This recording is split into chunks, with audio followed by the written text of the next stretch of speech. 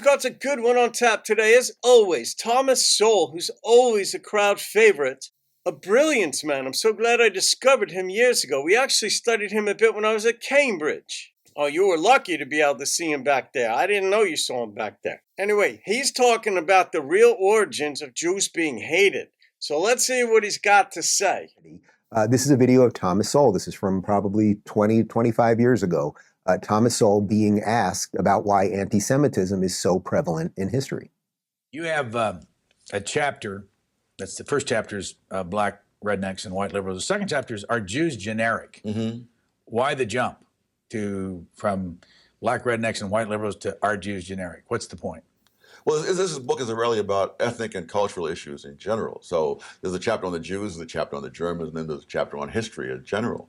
So they're lumped together because they're all cultural, ethnic issues.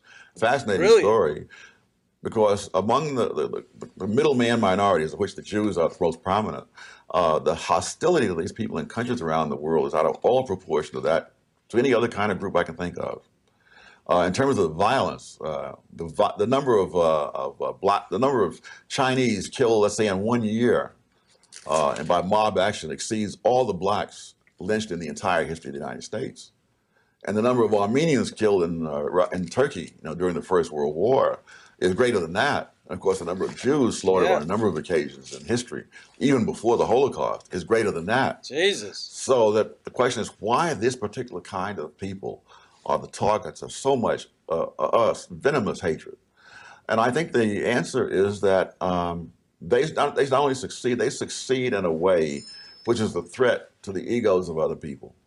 But the guy who comes here, let's say from Vietnam or Korea, and arrives here with little more than the clothes on his back and a few words of broken English, and a decade later he has his own little business, and you see his son a few years after that getting ready to go off to Harvard or MIT. Right.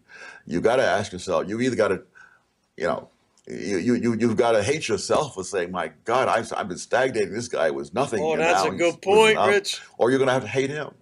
Years ago, one official of one of the Jewish organizations in New York asked me, well, what can Jews themselves do in order to minimize the hostility they face? And I gave him a one-word answer: fail. Because as long as you succeed, you're going to be hated. I personally would rather succeed and be hated than fail and be loved. And that probably is the story of the Jews. The interesting thing with Israel related to all this is you have Jews who are not only succeeding, they're struggling over this last month, obviously, but there's a sense, I was talking to an Israeli friend last night, there's a sense in the country that they are going to be stronger than ever on the other side of this, that this is ironically bringing them together. It's sort of baked in the code. It's what every Jewish holiday is about. Oh, they killed a whole bunch of us.